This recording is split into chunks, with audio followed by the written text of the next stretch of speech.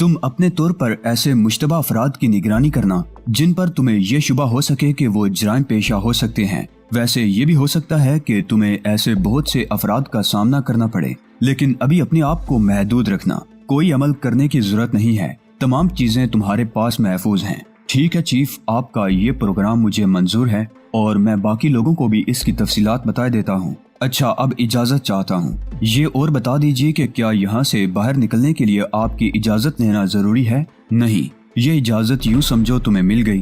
तुम दो की टोलियों में शहर में बिखर जाओ, रात को यही हमारी मुलाकात होगी और तुम मुझे अपने बारे में रिपोर्ट दोगे। मेरा मतलब है इस बारे में कि तुम क्या क्या मालूमात हासिल करके आए हो। Okay chief, okay.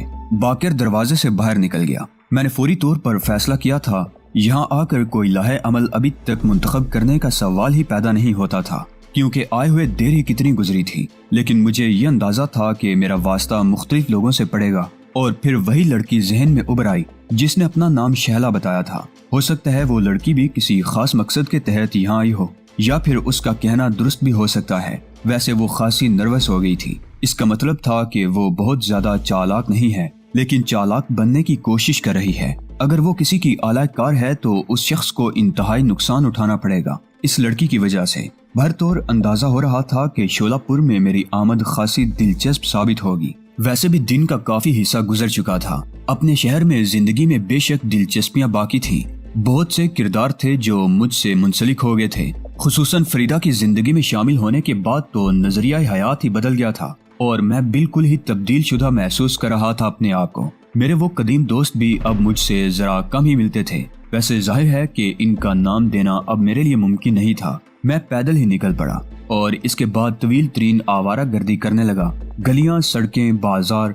यकीनी तौर पर शोलापुर में ऐसी कोई दिलकशी नहीं थी जो सयाहों को इस तरफ खींच लाए, लेकिन बुरी लोमड़ियों का शिकार, जंगली सुअर और सांपों का जहर निकाल कर उन्हें फरोख्त करने वाले भरतौर दिलकशी रखते थे। वैसे जगह जगह मुझे गैर मुल्की भी नजर आ रहे थे। ये एक ताज्जुब खेज बात थी। इन गैर मुल्कियों की यहाँ आमद की वजूहात क्या हैं, इसका भी पता लगाना पड़ेगा। यकीनी तौर पर ये बेमकसद ही इस तरफ ना निकल आए होंगे। वैसे ये गेस्ट हाउस मुझे बहुत दिलचस्प लगे थे। पहले तो खैर टैक्सी में बैठकर यहाँ पहुँच गया था, लेकिन अब ये एहसास हो रहा था कि यहाँ छोटे छोटे गेस्ट हाउस भी हैं। गालिबन लोगों ने इसे भी एक बेहतरीन जरिया माश बना रखा था। इसके अलावा वहाँ मुख्तलिफ किस्म की सनतें कायम थी। ज्यादातर खरीदारी सयाह करते थे। मकामी लोग हस्बे मामूल गुर्बत का शिकार नजर आते थे। इसके अलावा एक खास चीज जो मैंने देखी वो उन कंपनियों के कैबिन थे जिन पर बड़े बड़े बोर्ड लगे हुए थे। उन कैबिनों में असलिहा और दूसरी तमाम चीजें बआसानी दस्तयाब हो जाती थी। उस जगह रुककर मैंने यहाँ से मालूमात हासिल की और हैरान रह गया। ये लोग निहायत इत्मीनान से ये तमाम चीजें किराए पर दे दिया करते थे। गालिबन कोई ऐसा निजाम कायम किया गया होगा जिनकी बिना पर कोई बदअमनी या बेईमानी ना हो पाती होगी। बिलाखिर मैं उन रास्तों पर पहुंच गया जहां से आगे का सफर किया जाता था। यहाँ के लोगों को गाइड करने के लिए तरह तरह के इंतजामात किए गए थे और मुझे सयाहों के लिए दिलचस्पी की वजह भी मालूम हो गई थी, क्योंकि यहाँ शायद मंशियात वगैरह भी बआसानी दस्तयाब हो जाया करती थी। लेकिन इतनी जल्दी सारी मालूमात हासिल कर लेना मुश्किल था। पुलिस ना होने के बराबर थी, या कहीं होती भी थी तो बिल्कुल लाताल्लुक नजर आती थी। शहरी इंतजामी उमूर के अलावा इसका शायद और कोई काम नहीं था। एक दिलचस्प जगह थी। यूँ महसूस ही नहीं होता था कि जैसे ये अपने मुल्क ही का कोई हिस्सा हो। यहाँ ये तमाम काम बआसानी हो सकते थे जिनकी निशानदही मुझे की गई थी। मैंने दिल में फैसला किया कि आज का दिन इसी अंदाज में गुजरने के बाद शाम को ये बताऊंगा इन लोगों को कि वो खुद भी अपने अपने तौर पर सियाहत का बंदोबस्त कर लें और दूसरे इलाकों में निकल जाएं। दोपहर का खाना मैंने एक ऐसी जगह खाया जहाँ बड़ी उम्दा चीजें मिल रही थी, यानी ताज़ा कटे हुए दुम्बों का कड़ाइयों में पका हुआ गोश्त और खमीरी नान वगैरह। ऐसे इलाकों में ये खाने बड़ी दिलचस्पी के हामिल होते हैं। चुनाचे मैंने दोपहर का खाना ऐसी ही एक जगह खाया। बहुत से लोग बैठे हुए थे और अपनी अपनी बातों में मशगूल थे। कोई ऐसी खास बात नहीं हुई आज के दिन जिसे काबिल जिक्र कहा जा सके। अलबत्ता शाम जरा दिलचस्प थी और ये भी फिलहाल दिलचस्पी थी कि जब मैं अपने कमरे में दाखिल हुआ तो अच्छी खासी शाम हो चुकी थी। सूरज छुप चुका था और फजा में हल्की हल्की खुनकी फैल गई थी।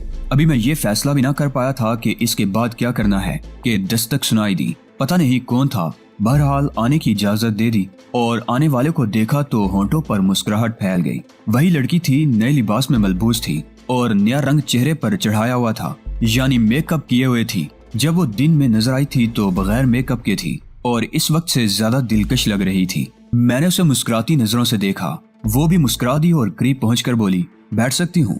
بیٹھو، دراصل میں نے آپ کی وہ پیشکش قبول کر لی ہے جو آپ نے مجھے دن میں کی تھی، یعنی میں نے کسی قدر ترش لہجے میں کہا، میں آپ کو ہر جگہ گائیڈ کر سکتی ہوں۔ دن اور رات، نہ جانے کیوں ایک لمحے کے لیے میرے دل میں کراہت سی پیدا ہو گئی، یعنی دن اور رات کا مطلب میں اچھی طرح سمجھتا تھا۔ اس وقت جب اس نے معصومیت کا اظہار کیا تھا اور مجھ سے اجتناب برتا تھا وہ مجھے اتنی بری نہیں لگی تھی، لیکن اس وقت نہ جانے کیوں میری طبیعت میں ایک عجیب سی کیفیت پیدا ہو گئی۔ میں نے ترش لہجے میں کہا، نہیں میڈم، اب مجھے آپ کی ضرورت نہیں ہے۔ جی، میں نے کہا نا، اب مجھے آپ کی ضرورت نہیں ہے۔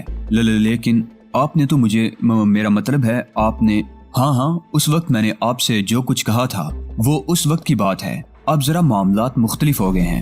وہ ایک دم سے بجھ سی گئی، کہنے لگی، شاید آپ نے کسی اور کو اپنے لیے منتخب کر لیا ہے، گائیڈ کے طور پر۔ میں نے سوال کیا اور وہ عجیب سی نگاہوں سے مجھے دیکھنے لگی، پھر بولی، تو میں جاؤں؟ جا سکتی ہیں آپ۔ وہ بڑی اداس سی باہر نکلی تھی اور میں حیرانی سے یہ سوچتا رہا تھا کہ اچانک اس کے اندر یہ تبدیلی کیوں رونما ہوئی۔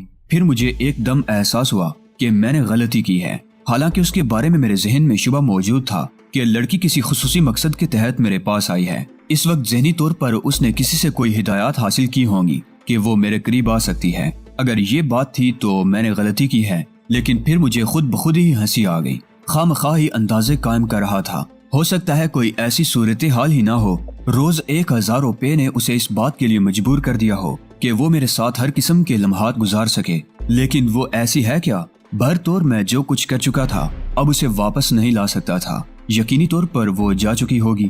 ہاں، اگر کبھی دوبارہ آئی تو دیکھوں گا، یہ میرا آخری فیصلہ تھا۔ اور پھر رات گزر گئی۔ دوسرے دن صبح ناشتے کے بعد تیاریاں کی، باقر اور دوسرے تمام لوگوں کو طلب کر کے انہیں ہدایات کی کہ وہ جیپیں کرائے پر حاصل کر کے جہاں دل چاہے نکل جائیں۔ مجھے ان کی ضرورت ہوئی تو ٹرانسمیٹر پر انہیں مخاطب کر کے صورتحال کے بارے میں بتا دوں گا۔ ویسے باقر نے شہر کے بارے میں مجھے رپورٹ دی تھی کہ یہ ایک عام قسم کا شہر ہے، سوائے اس کے کہ یہاں پر شکاریوں کے لیے بہترین انتظامات کیے گئے ہیں، اور خصوصاً یہ کہ بہت سے گیسٹ ہاؤس پھیلے ہوئے ہیں اور ان میں زیادہ تر گیسٹ ہاؤس کرائے پر اٹھے ہوئے ہیں۔ اس کا مطلب ہے کہ اچھے خاصے سیاح یہاں آ جاتے ہیں اور یہ ان لوگوں کا ایک بہترین ذریعہ معاش ہے۔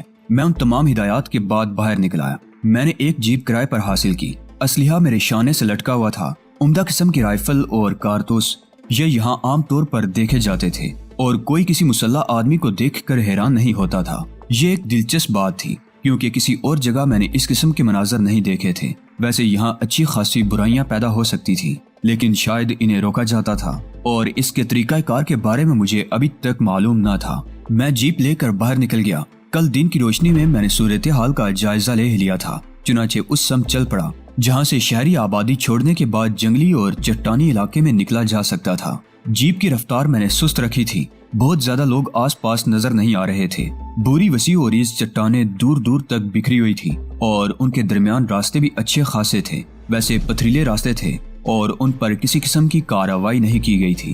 جیپ مناسب رفتار سے دوڑتی رہی۔ مجھے یہ اندازہ نہیں تھا کہ بوری لومڑیوں کی شکاری کس سمت نکلتے ہیں، اور سچی بات یہ ہے کہ مجھے کوئی شکار تو کرنا ہی نہیں تھا۔ ویسے ابھی تک مجھے کوئی ایسی چیز بھی نظر نہیں آئی تھی جو شکار کی جا سکتی۔ کچھ افراد بھی چلتے پھرتے نظر آ رہے تھے، ظاہر ہے سیاح ہوں گے اور سیاحت کے لیے اس طرف نکل آئے ہوں گے۔ ویسے اس علاقے میں درختوں کا موجود ہونا خاصی دلکش بات تھی، ورنہ عام طور سے یہاں درختوں کی کمی پائی جاتی تھی۔ جیپ آہستہ آہستہ آگے بڑھتی رہی اور پھر وہاں موجود لوگ میری جانب متوجہ ہو گئے۔ میں نے سفید رنگ کی 2 جیپیں وہاں کھڑی ہوئی دیکھی، ان کی جانب سفید سا خیمہ بھی لگا ہوا تھا۔ اس کا مقصد یہ ہوا کہ کوئی باقاعدہ گروہ یہاں آیا ہوا ہے۔ جو لوگ کھڑے ہوئے مجھے دیکھ رہے تھے وہ متجسس نظر آتے تھے۔ میں ان کے قریب پہنچ گیا اور پھر جیپ سے نیچے اترایا۔ میں نے محسوس کیا کہ ان کے درمیان کھلبلی پیدا ہو گئی ہے۔ وہ دونوں ایک طرف دوڑ گئے تھے اور چند لمحوں کے بعد 2-3 عورتیں اور 2-3 مرد وہاں آ گئے۔ ان میں ایک سفید فام عورت کو بھی دیکھ رہا تھا۔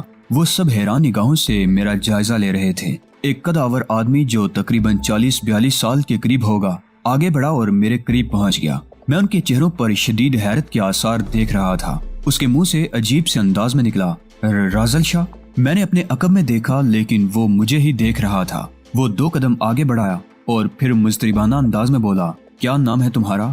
جی، میں سمجھا نہیں۔ تم لیکن یہ کیسے ممکن ہو سکتا ہے؟ ایک اور عورت آگے بڑھی۔ اسی عورت کی بجائے لڑکی کہنا زیادہ مناسب تھا۔ عمر 26-27 سال سے زیادہ نہیں ہوگی، لیکن جسامت خاصی تھی، جس کی بنا پر وہ عمر میں خاصی لگتی تھی۔ اس کی آنکھیں بھی حیرت سے پھٹی ہوئی تھی۔ اس نے مدھم لہجے میں کہا، رازل، کیا آپ لوگ مجھے رازل کہہ رہے ہیں؟ تم کون ہو؟ اس لڑکی نے پوچھا۔ میرا نام جہانگیر جمال شاہ ہے۔ خیریت؟ آپ لوگ مجھے رازل کے نام سے کیوں مخاطب کر رہے ہیں؟ تب وہ شخص آگے بڑھا جو کداور تھا اور میرے قریب پہنچ کر بولا، دوست، تم جو کچھ بھی ہو، صبح کا وقت ہمارے ساتھ گزارنا پسند کرو گے؟ اگر آپ کا حکم ہے تو ضرور، میں نے نیاز مندی سے کہا۔ آؤ برائے کرم آؤ۔ انہوں نے مجھے رازل شاہ کہہ کر مخاطب کیا تھا۔ مجھے خود حیرت ہوئی تھی۔ ہو سکتا ہے میری شکل کسی رازل شاہ سے ملتی ہو، لیکن یہاں جتنے لوگ تھے سب متجسس نظر آ رہے تھے۔ وہ شخص آگے بڑھتا ہوا بولا، میرا نام محبت خان ہے۔ جی، لیکن آپ یقین کریں کہ میں جہانگیر جمال شاہ ہوں۔ میں آپ کو بالکل دھوکہ دینا نہیں چاہتا۔ اگر میری صورت کسی رازل شاہ سے ملتی ہے تو یہ صرف اتفاق ہو سکتا ہے۔ آؤ بیٹھو۔ تھوڑے فاصلے پر ایک بہترین قالین گھاس پر بچھا ہوا تھا۔ اطراف میں کھانے پینے کی اشیاء رکھی ہوئی تھی۔ تقریباً 3-4 خواتین، اتنے ہی مرد یہاں موجود تھے، جن میں محبت خان بھی شامل تھا، لیکن سب کے سب عجیب سے اعصابی دباؤ کا شکار نظر آ رہے تھے، سوائے اس سفید فام عورت کے جو بہت خوبصورت تھی۔ اس کے بال گہرے سنہرے تھے اور آنکھیں بالکل بالوں کی رنگت کی تھی۔ میں نے غیر ملکیوں میں ہر رنگ کی آنکھیں دیکھی تھی، لیکن سنہری آنکھیں دیکھنے کا یہ پہلا موقع تھا، اور ان آنکھوں کی وجہ سے وہ عورت انتہائی پراسرار بلکہ کسی حد تک خوفناک نظر آتی تھی۔ اگرچہ اس کے خد و خال انتہائی خوبصورت تھے۔ ان لوگوں کی دعوت پر میں ان کے قریب بیٹھ گیا۔ حالانکہ میرے خیال میں یہ سب کچھ فضول تھا، لیکن کیا حرج ہے اگر کسی سے شناسائی بھی ہو جائے؟ اس اجنبی شہر میں ہو سکتا ہے مستقبل میں کارآمد ثابت ہو۔ ویسے سب کے سب مقامی ہی نظر آتے تھے، سوائے اس عورت کے، اور شاندار شخصیتوں کے مالک تھے، جن کا اظہار ان کے لباس سے اور اطراف میں پڑے ہوئے ساز و سامان سے ہو رہا تھا۔ محبت خان کہنے لگا، انہیں قہوہ دو اور کھانے پینے کی کچھ اشیاء بھی لے کر آؤ۔ نہیں محبت خان صاحب، در حقیقت میں اس کی ضرورت نہیں محسوس کر رہا۔ ہماری روایتوں کو پامال نہ کرو، ہم نے تمہیں مہمان بنایا ہے۔ ویسے شکاری معلوم ہوتے ہو، یہ رائفل اور کارتوس وغیرہ۔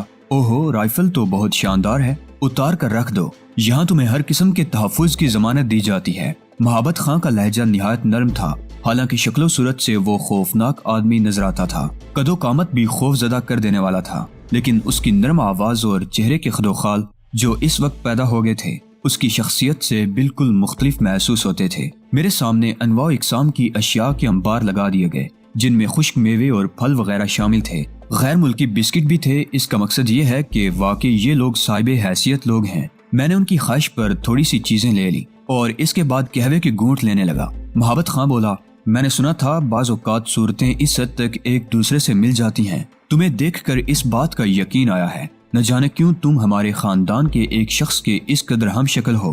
حالانکہ اب تو مجھے بھی دلچسپی پیدا ہو گئی ہے محبت خان صاحب، کون ہے وہ شخص؟ میرا بھائی تھا، رازل شاہ نام تھا اس کا۔ کہاں گیا؟ مر گیا، محبت خان نے افسردہ لہجے میں کہا۔ اوہ، مجھے بہت افسوس ہوا۔ آپ مجھے بھی اپنے بھائی کا درجہ دے سکتے ہیں۔ نہیں، ایسا نہ کبھی ہوتا ہے اور نہ اب ہوگا۔ یہ سب کہنے کی باتیں ہیں۔ خیر، لوگ اچھے اخلاق کی بنیاد پر ایسا ہی کہتے ہیں۔ تمہارا بے حد شکریہ، وہ عورت کہنے لگی، جسے میں نے عورت کی بجائے لڑکی کا خطاب دے دیا تھا، اور وہ ہمارا نہایت چہیتا بھائی تھا۔ میرا نام گوہر جہاں ہے۔ 2 بھائیوں کی بہن تھی، لیکن اب صرف محبت خان رہ گیا ہے۔ محبت خان مجھ سے صرف 1 سال بڑا ہے، لیکن ہم دونوں بہن بھائی ایک دوسرے کو بہت چاہتے ہیں۔ رازل شاہ بھی ہماری چاہتوں میں شریک تھا۔ میں کچھ اور جاننا چاہتا ہوں رازل شاہ کے بارے میں نے کہا۔ میں بتاتا ہوں، محبت خان کہنے لگا۔ چند لمحات سوچتا رہا، پھر بولا، ہم دونوں بھائیوں نے یورپ میں تعلیم حاصل کی تھی۔ 15 سال کی عمر کے تھے جب ہمیں ہمارے باپ شہروز خان نے یورپ بھیج دیا تھا۔ وہی ہم نے تعلیم حاصل کی، پھر ہمارے والد کا انتقال ہو گیا۔ والدہ ابھی تک حیات ہیں۔ میں واپس آ گیا اپنی تعلیم ادھوری چھوڑ کر، جبکہ رازل شاہ وہیں رک گیا۔ میں نے اسے موقع دیا تھا اس کا۔ یہ میری بیوی ریٹا ہے، جس سے میں نے یورپ ہی میں شادی کر لی تھی۔ میں اسے اپنے ساتھ لے آیا۔ رازل شاہ کو بھی یہ بہت چاہتی تھی، بہت اچھے خاندان کی عورت ہے۔ بہرحال رازل شاہ وہیں تعلیم حاصل کرتا رہا، اور پھر ایک رات اس کا ایک حادثے میں انتقال ہو گیا۔ سڑک کا حادثہ تھا جو اس کی کار کو پیش آیا تھا، ٹرک سے ٹکرا گئی تھی۔ بعد میں رازل شاہ کی میت ہمارے گھر آ گئی اور ہم نے اس کی تدفین کر دی۔ رازل شاہ تم سے اس قدر ملتا جلتا ہے، ارے ایسا کیوں نہ کرو کہ تم ہمارے ساتھ چلو۔ محبت خان، کیا یہ مناسب ہوگا؟ گوہر جہاں نے اعتراض کیا۔ کیوں؟ خانم گل چراغ انہیں دیکھ کر اپنے جذبات پر قابو نہیں پا سکیں گی۔ महाबत खां कुछ सोचने लगा, फिर उसने कहा, खानम गुल चिराग से अगर इनका तज़किरा कर दिया जाए तो क्या फायदा, खामखा जख्म हरे होंगे। ठीक है, तुम्हारी मर्जी। गौहर जहां की बात पर महाबत खां ने हथियार डाल दिए। मुझे खुद भी इस सारे मामले से ज्यादा दिलचस्पी नहीं थी, अलबत्ता इस बात पर हैरान था कि मेरी सूरत किसी शख्स से इस अंदाज में मिलती है। न जाने किस हैसियत का मालिक होगा वो, और न जाने उसकी जिंदगी के साथ क्या कुछ है। मैंने कुछ देर के बाद उन लोगों से इजाजत तलब की तो महाबत खां कहने लगा, कयाम कहाँ है तुम्हारा, और तुमने ये भी नहीं बताया कि आए कहाँ से हो। दारुल हुकूमत से आया हूँ, सैरो सियाहत का शौकीन हूँ, इसलिए यहाँ चला आया। शिकार वगैरह खेलते हो? हाँ, दिलचस्पी है। तो ठीक है, तुम्हें दावत देंगे किसी दिन। कौन से गेस्ट हाउस में ठहरे हो? उसका नाम रोहिला गेस्ट हाउस है। ओह अच्छा, जरा मुझे अपना पता बता दो। मैंने रोहिला गेस्ट हाउस में अपने कमरे का नंबर वगैरह बता दिया। थोड़ी देर के बाद मैं वहाँ से उठ गया। इन लोगों ने मुझे निहायत मोहब्बत से रुखसत किया था। महाबत खां कहने लगा, अगर खानम गुल चिराग ने तुम्हें तलब किया तो क्या तुम हमारे यहाँ कुछ वक्त मेहमान बनना पसंद करोगे? क्या हर्ज है? मैंने जवाब दिया, तो फिर मैं कल तुमसे जरूर मुलाकात करूंगा। दिन को तकरीबन 11:30 बजे मेरा इंतजार करना अपने गेस्ट हाउस के कमरे में। बराए करम ये वक्त कहीं और सर्फ न करना। ठीक है, आप लोगों का बेहद शुक्रिया, मैंने जवाब दिया। जीप इलाकों में दौड़ती रही, कहीं कहीं इक्का दुक्का शिकारी नजर आ जाते थे। फिर मैंने दो बड़ी बड़ी चट्टानों से गुजरकर काफी फासले पर पहुंचकर देखा तो अचानक ही मैंने किसी और गाड़ी के इंजन की गड़गड़ाहट सुनी। मैंने देखा कि वो दो जीपें थीं और बड़ी बर्क रफ्तारी से मेरी समत आ रही थी। मैं एकदम संभल गया। उनके आने का अंदाज ऐसा था जैसे वो मेरी समत आ रही हों, और चंद लम्हों के बाद वो मेरे करीब पहुंच गई। दोनों जीपों में 3-3 अफराद सवार थे और ये मकामी ही लोग मालूम होते थे। उनमें से एक नीचे उतरा और मेरे करीब पहुंचकर बोला, लाइसेंस? कैसा लाइसेंस? क्या तुमने इस इलाके में शिकार खेलने का लाइसेंस ले लिया है? मेरे पास शिकार का लाइसेंस मौजूद है। मैं इलाके की बात कर रहा हूँ। कैसा इलाका? तुम्हें मालूम नहीं ये नादिर शाह का इलाका है? हो सकता है। नादिर शाह कौन है? इस इलाके का ठेकेदार। लेकिन मुझे ये बात नहीं बताई गई कि शिकार खेलने के लिए ठेका भी होता है। ओहो, इसका मकसद है कि तुमने लाइसेंस नहीं लिया। तो फिर यूं करो कि 200 रुपए निकालो। क्या मतलब है तुम्हारा? देखो दोस्त, इन इलाकों में शिकार खेलना काफी खतरनाक होता है। हम सरकारी आदमी नहीं हैं, बल्कि हमारे ठेके आपस में बटे हुए होते हैं। नादिर शाह के इलाके में शिकार खेलने वाले को 200 रुपए अदा करने होते हैं और इसके बाद वो महफूज हो जाता है। अब देखो ना, बहुत से हादिसात पेश आ सकते हैं। जीप उलट सकती है, कहीं से किसी शिकारी की गोली आकर तुम्हें निशाना बना सकती है। इन तमाम चीजों के तहफ़्फ़ुज़ के लिए सिर्फ 200 रुपए बुरे नहीं होते। जिंदगी सिर्फ 200 रुपए में। वो शख्स हंसने लगा। मैंने कहा, और अगर ये 200 रुपए अदा ना किए जाएं तो तुम गैर महफूज हो जाओगे। ठीक है, मैं अपनी हिफाजत खुद कर लूंगा। तुम्हारी मर्जी है, लेकिन अच्छा नहीं होता। समझदार लोग ऐसी हरकतें नहीं करते। जाओ, ठीक है, मैं अपनी हिफाजत खुद कर लूंगा, तुम्हें पैसे अदा नहीं करूंगा, मैंने कहा और जीप को गियर में डालकर आगे बढ़ा दिया।